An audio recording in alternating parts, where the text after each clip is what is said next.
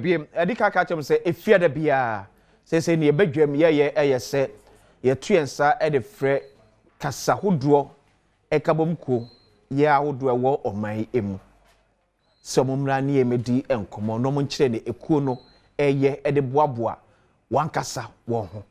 eti enano na otwetwa mu se de konkomafo ebae emo ba kyerɛ konkomba no ankasa kora eye hwamu asem ne ye kan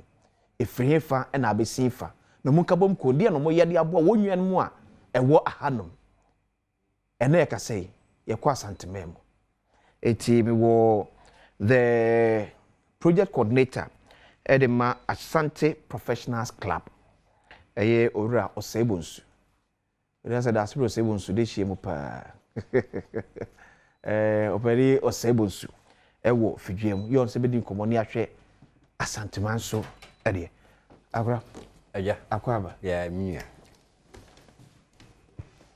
eso we de yaba me ankasa nso mediem pepepe o de mu pa ene de medem me ankasa mediem sei we de medem na Dr. Kwesi Ajba Mr. Kwesi Ajba ankasa bunsu ha de eti boko de ya minya boko yere ya me boko Asante Professional Club sa eye ko be ya se de medase menua de di kan ma ye nche abusuafo nyina Asante man mamponfo ena afenso ya tiefo mo hwe free bia nkran ne abochenya ya ma obia ache okasa Asante Professionals Club a eni se eye asantefo akrachefo okay ana omakom ho abom na se de osi hunu no se de asantefo ana se enipa bia mokopi bia natural selection na ankasa mo ankasa mbeka mo ho abom yeah enti we de Nkabom we ni ye professionals ayo mo amosua de okay na omo ye adwuma ye nim say professional works okay ana makom ho abom na emane nyowa eche se de embona broni mae no na ye de ye becheche ye kura ye de nimdifo na echeche kuro okay enti professionals no betuma boa ma enoma bebre akoso ya Asante memu ni Asante semu enti na yakan ho abom no enti ye ka the professionals na specific ebi ye dey yes enti professionals no doso enti specifically no your accountants wom accountants enti ukọ CEO for accountancy or association no CEO no down no your friend Kwesi Ajma we member enti wa hwe anu say ye kokọ ba no levels enye say o ye mpanimfo nko a but mpe won say ye wodomo a okay so within that yes no a professionals accountants eti enye say obeye manager nko a no but you fall within professional network and your doctors bebre okay bebre lawyers nso bebre say me metie me so me lawyer enti omo doso na Asante for so your professional bebre na ye ni afia pokua kwa no ka ho no akọcha enti Asante for you professionals omo ya jo motum pepepe yes to omo doso ankasa enti obi with me identify Asante professionals with me join nipa no eba ye hwe ne background no dey na dey check you sampa me o ka kire se wo ye ambassador yes obi ye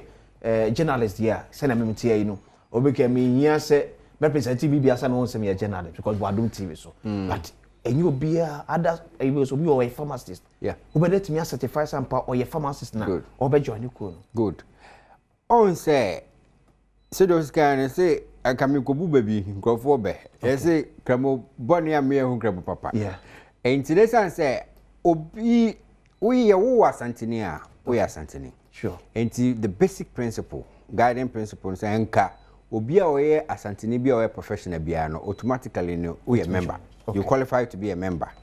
but then said the okra koto asase a broni be expect say obey due diligence na say mra expect say obey due diligence no sa pepepe net yenso yo wo bibi e free ato ne din DDT okay and you come po DDT it's a DDT ni due diligence test okay. And say no be a member of APC into ba due diligence ni mu no e san say na ye ade esi eni so na pese ye nti na pese hu say ampo no bedu bebi e be kese a yentimi control ye ho no yen start with ade mu odu na se nipa no mo start na make sure say obi a obam bia no o level level no dan chen kra no a ye hu se o nipa o professional o ya Asante ni nyenye so obi kuntuna ase be hye ba bi abese no ma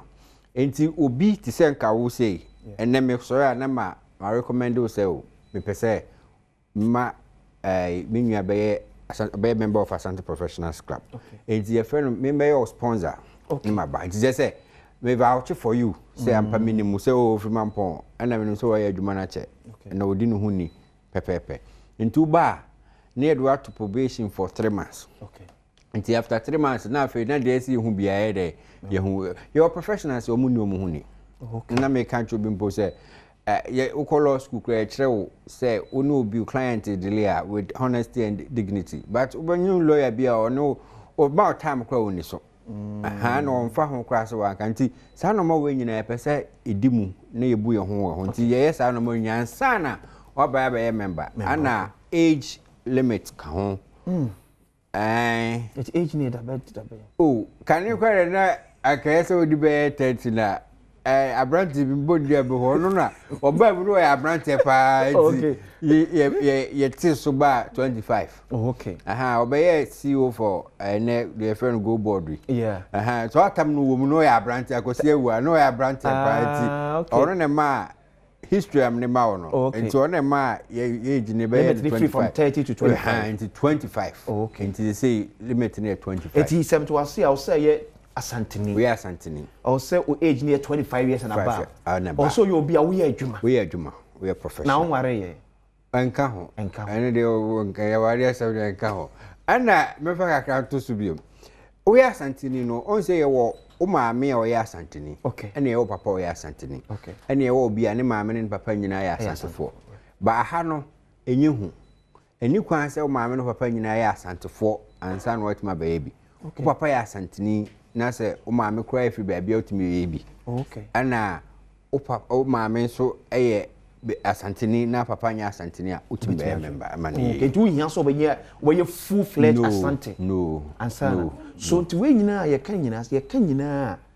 the purpose pa na say Asante Professional your purpose in fact maame kan no kweba constancho otumfo a na no say o say to the second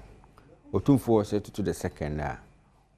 wo ni swadi hu a opese odi na ohia so odi Asante Professionals eye intimity hey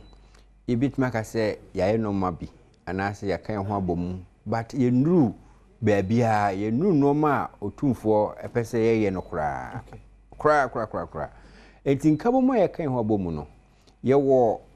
objectives your friend strategic objectives na me boss baba ko ye kwa ye befa so a ye bo otumfo amana preserve your culture no legacy ye hunu na no a manfo ntimi nyina and mo nya Asantefo kra do musi body no eno na ma Asante Professional kan ye ho si wo pagya say na ye nso ya dia kopim ba bi kra empem ana afi so efa aye nimdie ne school ko ne ye friend education no eno so ehia ye say ye so be because say ya anko school a ye ntimi and promote culture no say ya anko school a ye ntimi nko treten ba bi nya adwuma te say ye wo Asantefo makopie wo America mo ye nwanwade abrantie bi a TikTok ni hu no okopempe college wo say we billionaire we doctor we Asanteni any pan bebre ene judge wote Supreme Court ono so we Asanteni Mario Obonyum sa akode ene abayo bi obo anyumu akopem America wakotena America we Asanteni enti ye do mo school no ye promote education no both even say AI technological education our traditional education nyina no ana afen so ye de Asantefo de nka edwadie ni entrepreneurship de ye wo na ye de aso enti eno so ye promote pa se kwan be so na be fa so abobo ye ho ene ye ho nti uba ye kudu a eye obi wo ha wo ye business obi kwa na oto dan na oba the way si buama no